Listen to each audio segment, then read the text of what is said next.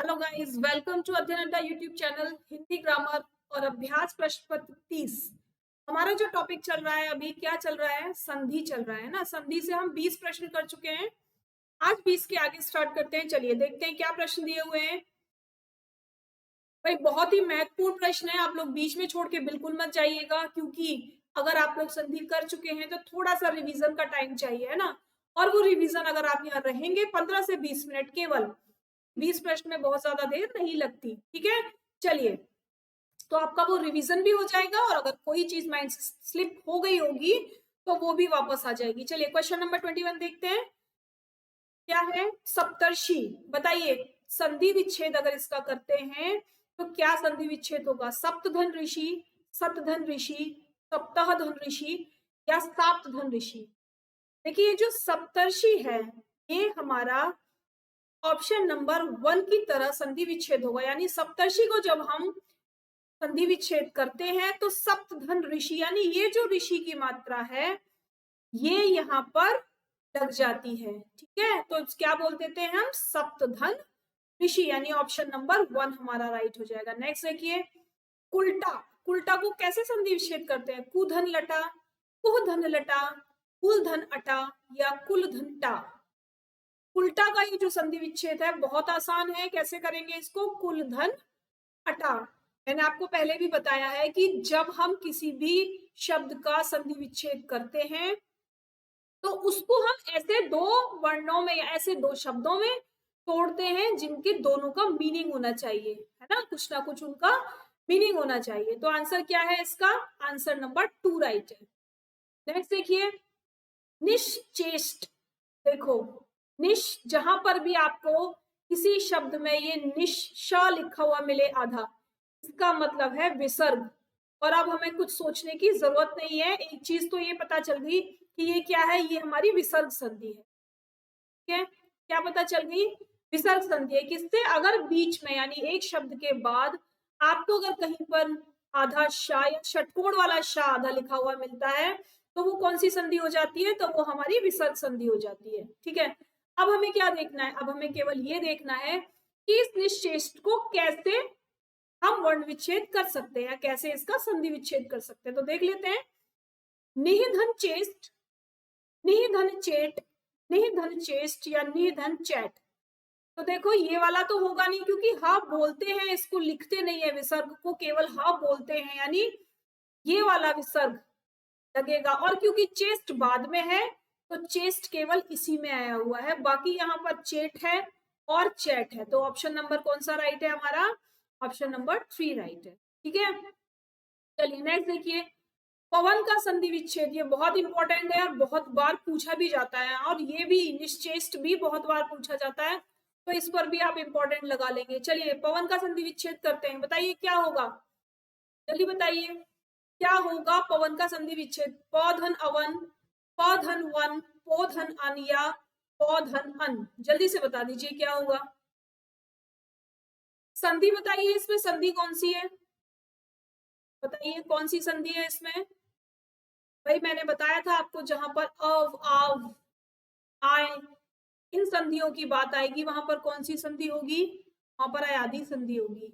ठीक है, संधि कौन सी है यहाँ पर? यहाँ पर अयादी संधि है। मुझे बताइए कि यहाँ पर विच्छेद कौन सा सही होगा? ये और ये बिल्कुल गलत है। ठीक है, अब हमारे पास दो ऑप्शन है कि पोधन अन होता है या पौधन अन होता है। जल्दी से बता दीजिए क्या होगा।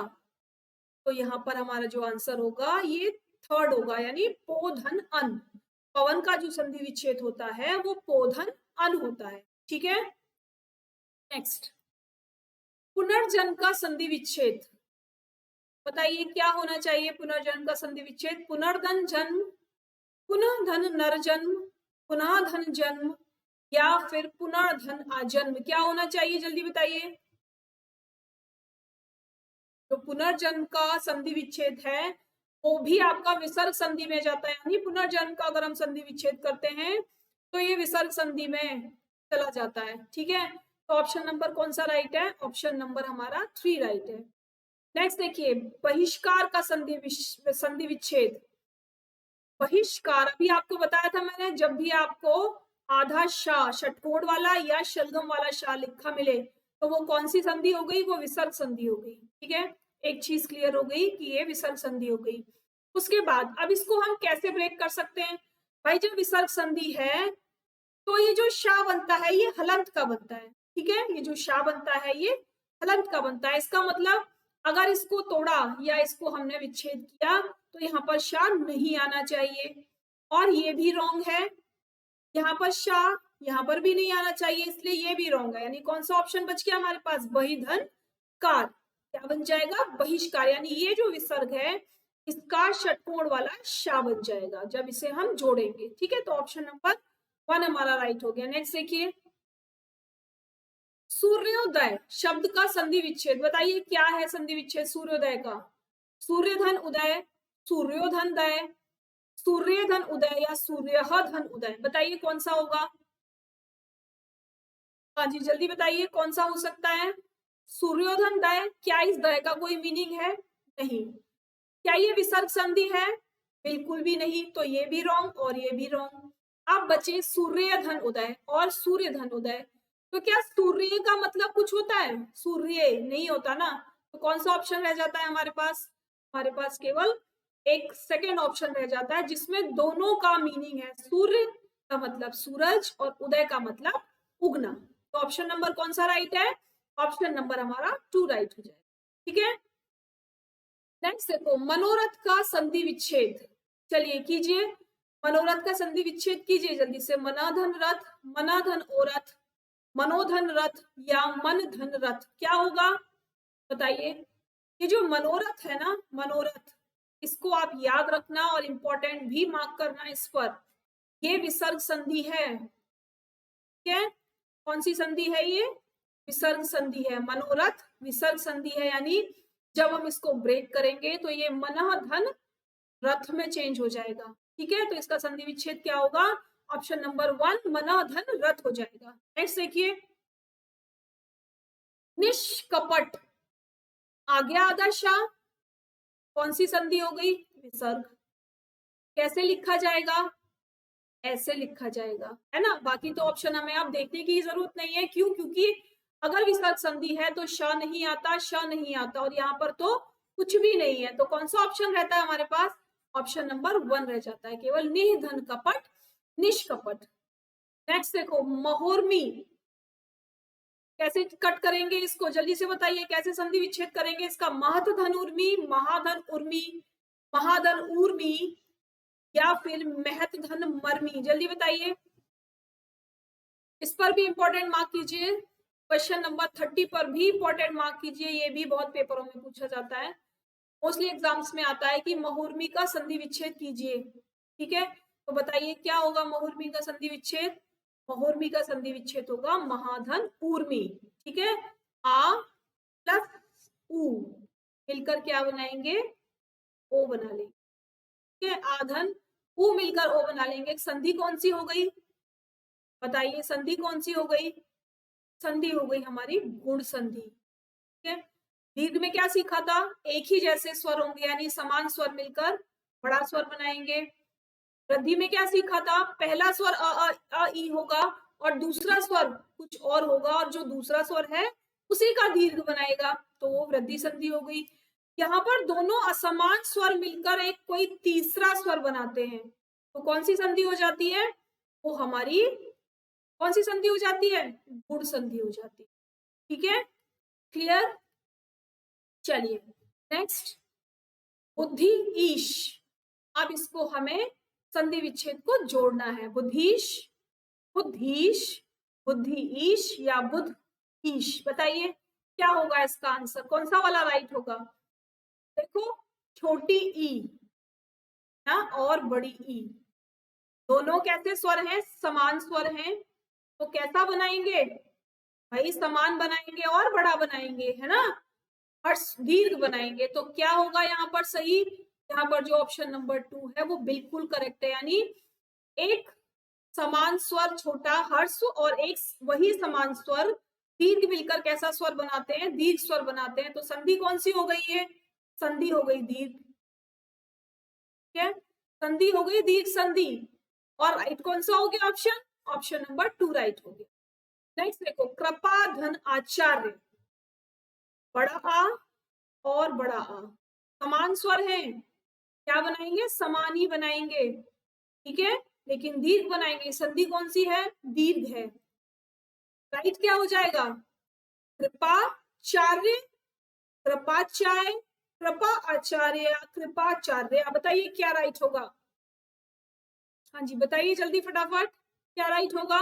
ऑप्शन नंबर 4 देखिए, कृपाचार्य, ठीक है, तो कृपाचार्य हमारा राइट आंसर हो जाएगा इसके लिए। नेक्स्ट देखिए, उत्धन नयन, कौन सी संधि है ये, बताइए जल्दी से, कौन सी संधि है ये। यहाँ पर क्या है, व्यंजन, तो कौन सी संधि हो गई, व्यंजन संधि, ठीक है। अब इसको कौन से संधि विच्छेद में चेंज किया जाए, या कौन सी संधि में इसको बदला जाए, जो इसका राइट आंसर है। उत्धन नयन, उन्नयन, उत्तयन या उन्नयन, बताइए जल्दी से, जल्दी बताइए। देखिए, जब भी हमारा कोई व्यंजन, मतलब पहला वाला वर्ण शब्द व्यंजन से खत्म होता है, तो हम क्या कहते हैं, वो हमारी व्यंजन संधि है, ठीक है। और ये जो ना है, ये किस में चेंज हो जाएगा, ये सॉरी, ये जो ता है हमारा आधा त, ये किस में चेंज हो जाएगा, ये आधे ना में चेंज हो जाएगा, यानी अपने अपने किसका, वर्ग का 5वें अक्षर में चेंज हो जाएगा ता, ठीक है।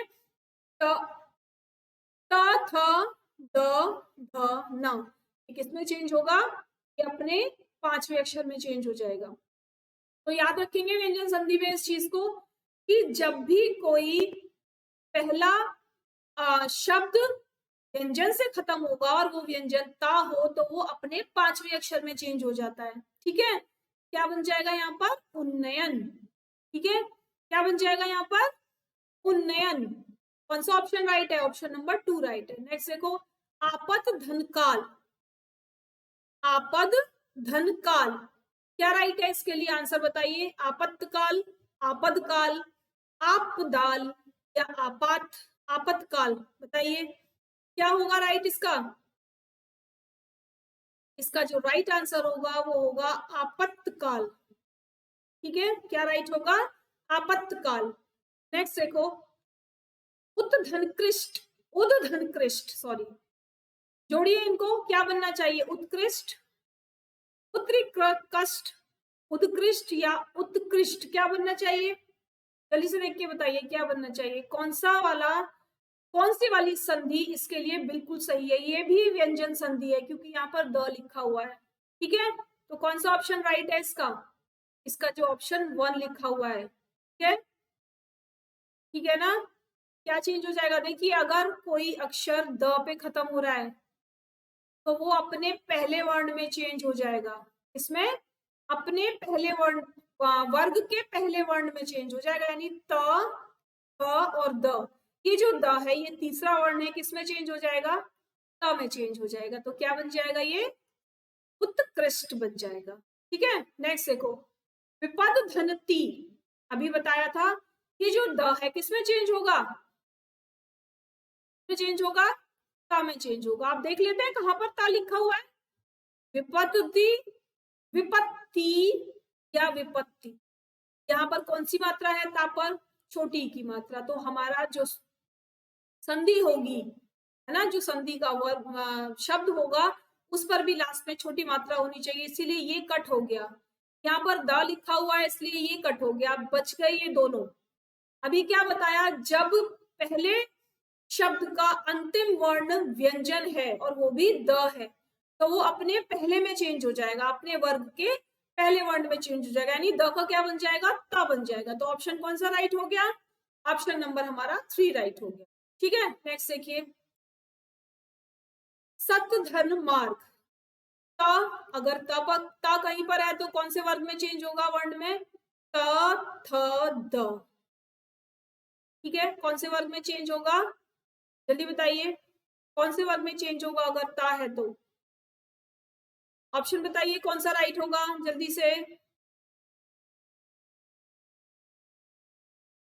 अगर हमारे किसी भी संधि विच्छेद के प्रथम शब्द का अंतिम वर्ण त है तो वो अपने 5वें वर्ण में बदल जाता है। ठीक है, तो सन्मार्ग, सन्मार्ग, सतमार्ग या सत्य मार्ग, तो त में तो नहीं चेंज होगा इसलिए ये दोनों कट हो जाएंगे।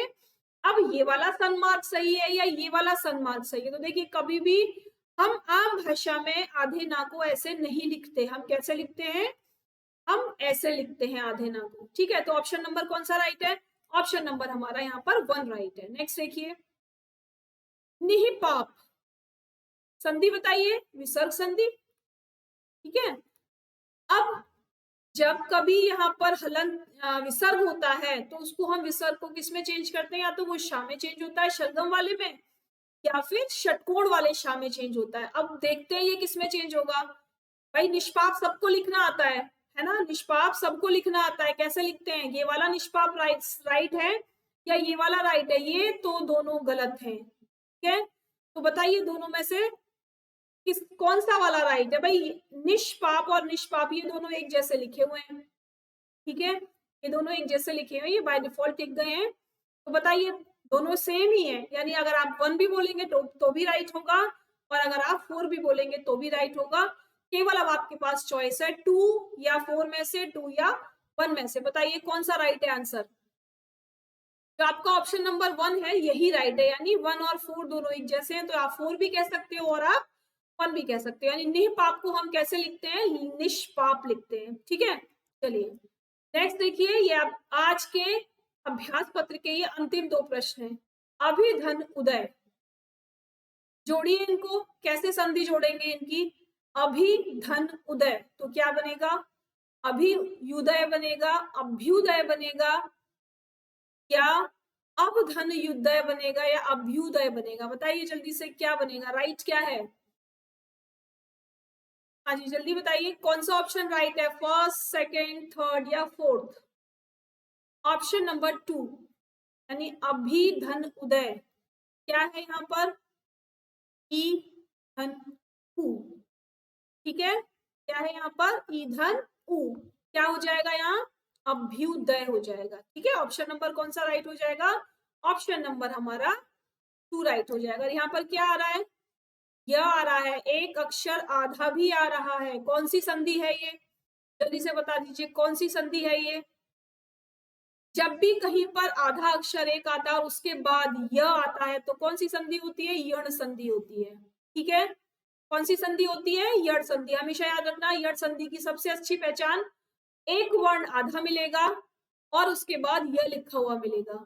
ठीक है, तो वो हमारी यण संधि हो जाएगी। नेक्स्ट देखो, दुहधन दशा, ऑप्शन क्या राइट है भाई, इसका तो सबको समझ में आ रहा है, मुझे बताने की जरूरत नहीं है ना। इसका जो राइट ऑप्शन होगा वो दुर्दशा यानी ऑप्शन नंबर 2 राइट होगा। ठीक है, चलिए तो आज के ये 20 प्रश्न खत्म होते हैं। और कैसे लगे आपको ये प्रश्न, हमें कमेंट बॉक्स में कमेंट करके जरूर बताइएगा। अगर सेशन आपको पसंद आ रहे हैं और आप आगे भी चाहते हैं कि हम ऐसे ही कंटिन्यू करते रहें तो कमेंट बॉक्स में कमेंट करें, लाइक शेयर सब्सक्राइब करना बिल्कुल ना भूलें। ठीक है, चलिए कल फिर मिलेंगे एक नई वीडियो के साथ, तब तक के लिए धन्यवाद।